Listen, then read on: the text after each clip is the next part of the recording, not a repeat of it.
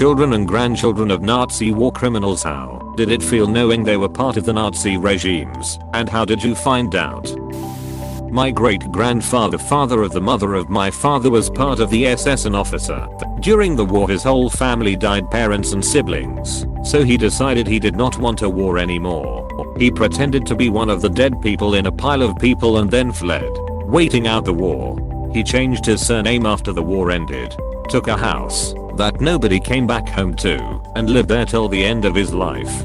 I never met him because he died long before I was born. But everybody in my family who did know him said he was a horrible man who believed in Hitler's ideology till his death. He only stopped fighting for it because he was scared to die himself. I found out when we talked about World War II in school the first time. I was around 12, I think. My father just told me then. I was startled to hear that someone in my family was part of the SS because he seriously believed in it. On the other side of my family, mother's side, they were on the other side of it. They lived in what today is the Czech Republic, where they had camps to torture German soldiers for information, and generally as a punishment. My great-grandfather on this side, father of my mother, was convicted as a mass murderer because of that. He was a horrible man who believed in Hitler's ideology till his death. That's something I find difficult to understand. Like, you get sucked into an ideology, you watch it become powerful, you watch it become violent, you watch the body count start. You know that it is killing millions of people, and you just continue thinking this is actually the good side. How does no trace of doubt or critical thought appear in a person's mind when they see their beliefs have led to bloodshed, is what boggled my mind. I'm not saying this as an accusation towards you. Please do not get me wrong, obviously you are not your great-grandfather. It is just fascinating to me, because I tend to go into the backlash mode as soon as I detect any traces of fanaticism in anything I believe in. So the story you have described kinda escapes my comprehension.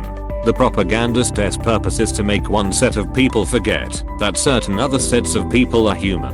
Aldous Huxley. Those who were fully immersed in Nazi ideology did not see millions of people dying, because the people dying were not considered people in their eyes. I'm partial to the LBJ quote, if you can convince the lowest white man he is better than the best colored man, he won't notice you repicking his pocket. My great-grandfather was an Italian soldier during World War II, who fought in Africa under Rommel. I only remember him through stories and an extensive amount of writing he did in diaries. He remembered the camaraderie he had with the German soldiers, and how they would often laugh and eat together as friends. He wrote that the worst part of Libya was the heat and the mosquitoes. He said that oftentimes the war-match soldiers would look down on the Italians because of their inferior weaponry. After serving in Libya, he went on to serve in the Navy throughout the Balkan campaign and served for 2 years from 1942 to 1944. According to what he left behind, he had quite a successful career. I have one of his curriculum vitae. He became a first-class officer in the Navy, 3 ranks below an admiral. He got a Bronze Medal of Valor for his defense with British soldiers of the island of Lero. He got 3 War Merit Crosses. The one thing he remembered was how quickly they turned on him and the other Italians as soon as Italy surrendered to the Americans. He was shipped off to a POW camp in Greece. From the camp, he was able to escape and with a group of other Italians walked through Yugoslavia back into Italy. While escaping, he met up with Italian partisans and helped provide resistance against the Nazis. My grandmother told me a story that he told her that while he was going back to Italy, through the Alps a battalion of German soldiers stopped him and his associates and threatened to shoot him. He said, "Sir, I do not serve Mussolini. I joined the military to serve the king and my country." The soldiers let him go and he went back to Italy. 30,000 Italian POWs were outright killed by the Germans. Another 40,000 perished during forced labor in Germany, an often forgotten part of the war. Wow, I did not know about this. Duck Nazi Germany even more. Note, I'm not defending Nazis. But remember, Italy didn't go from Axis to neutral. They went from Axis to allies. Suddenly Germany had their largest European ally against them. It made sense to quickly eliminate and capture their army and their territory, killing POWs and working people to death. Inexcusable, but moving quickly before Italy formed a coherent army in the south made sense. With Austria, annexed that was actually a direct border. Nazis were scum. They are scum. They will always be scum. They weren't geniuses at war either. But they also weren't dumb. Heck, they even set up a puppet Italian government in the north and allowed it to form its own army. Well, my great grandfather was an Nazi officer. My grandmother was born right after the war and had 12 siblings. I did not find out until I visited my grandmother right before going to college. I have always held an interest in history, particularly World War II, and had asked my mother several times what her side of the family did. She always told me that her grandfather worked on the railroads. I asked my grandmother about this on the aforementioned trip and she said, "Das ist pure Scheiß. Der Mann war ein Nazi." That's bullshit. The man was a Nazi. She said that he was a devoted officer and all his kids hated him because he was so cruel. He even kicked one to death. My grandmother had my mother at 15. And back then that was a big no-no. So my Nazi great grandfather raised my mother for 5 years or so until my grandmother married. He was always super doting on her, being blonde and blue-eyed. I think that's why she refused to tell me all these years. He was struck by lightning twice while out in the fields, and that apparently calmed him down a bit. As for me, it does not really affect me. It is interesting to note that all the times I was called a Nazi in the States, it was kinda true, in the loosest, most hereditary way possible. Edit, I moved to the States when I was 10, and I was called a Nazi just because I'm German and middle school kids are not the most creative when it comes to insults. The guy who had 2 bolts on his helmet got struck twice. There is some irony there. Blitzkrieg. My mother's side is Russian Jewish, and I know on my great grandmother's side everyone died besides one 8-year-old and one 2-year-old who hid in a bush, saved purely by luck. However, my father's side is from Berchtesgaden. When visiting you can see the roads Hitler literally paved, and the eagle's nest is visible from the bottom of the mountain. They have a certificate signed by Hitler when a great uncle was born saying he was the perfect child. Though there was no SS business going on, it's so disturbing to think about my father's side living peacefully because it didn't affect them during a time when my entire mother's side was fighting for their lives. My mother's side is German and my father is an Ashkenazi Jew. It is a complicated feeling, to be sure. My ex is from Germany. Her grandfather fought in the East and apparently did some very bad stuff. Captured by the Soviets and somehow managed to survive until he was released years after the war in the early 50s or late 40s. I forget which. It seems that the Russians did not know what he would been a part of, and that he likely would not have been kept alive had they known, but most of the German prisoners were worked to death anyway. He survived. He was very tough, but I never met him. She said he always had a dark cloud over him, always expected the worst and always saw the worst in people. Decades after the war in the 90s he joined a rifle club in their town. The regulations were such that he had to be a member in good standing over a year before he could bring the gun home. The very first weekend with it, he shot himself in the garage. He made sure no one was home and called the authorities right before he pulled the trigger so that his family would not be the ones to find him. His note said that he did not want anyone to talk about him after his death and that he wanted to be burned like he burned so many others. He did not use the verb for cremate. The burned so many others comment got excess mother looking into his record more closely. He had likely done or been party to serious war crimes from what she found out. He was a minor officer, so he was not just a grunt doing what he was told. He was doing at least some of the telling. This roundabout led her mother to divorce her father, who was also a piece of work and something of an abusive monster himself, but obviously not on the grandfather's level. At least it seems like he may have regretted his actions in the end, or at least realized that they were wrong. I never met the guy, so I cannot put any kind of spin at all on this, but the family consensus seemed to be that things made a lot more sense when they found out more about him. I think the family sort of tried not to think too much about what he might have done during the war until after he was dead, but once they knew, I do not think they ignored it. My great uncle grandfather's brother-in-law was forced to fight and sent to the front lines at 14.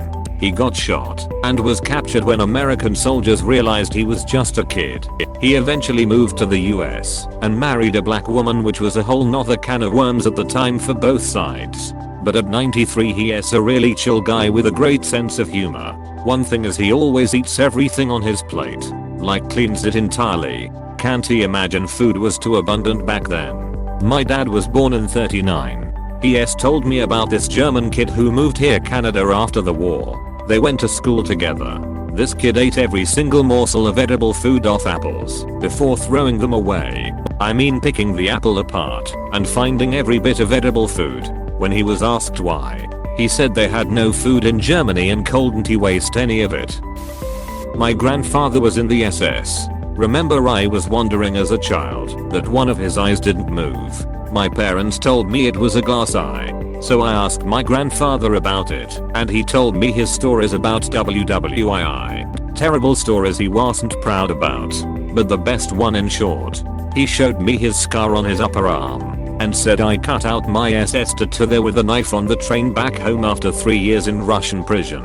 I was ashamed of that. What I done was horrible, and I could handle to life with that shit on my arm for the rest of my life. Most of my friends has some kind of the same stories about their grandparents. It is sadly some kind of normal in German family stories. He was a great, lovely grandfather to me that suffered a lot under what he had done, and with that he taught me one of the most important lesson in life: be against racism, oppression, hatred, always. Can you imagine just cutting out a tattoo with a knife on a moving train? Like, I can see why he did it. He was ashamed, but damn, that must have stung a bit. My grandfather fled alone from Poland. Sadly, he got picked up by SS soldiers and was forced to participate in a tank regiment. A year or so later, he and his comrades deserted because their officer told them the war was basically lost. He went back and wanted to study as a mechanic and marry my grandmother, but got taken into custody by the American forces. As he knew some English and was also able to write and read, he gained a lot of freedom and was able to work as a translator for the forces. After he was released, he is a manager for a few years and later worked for our city council. He never truly believed in Hitler's goals and was quite traumatized by everything he had seen.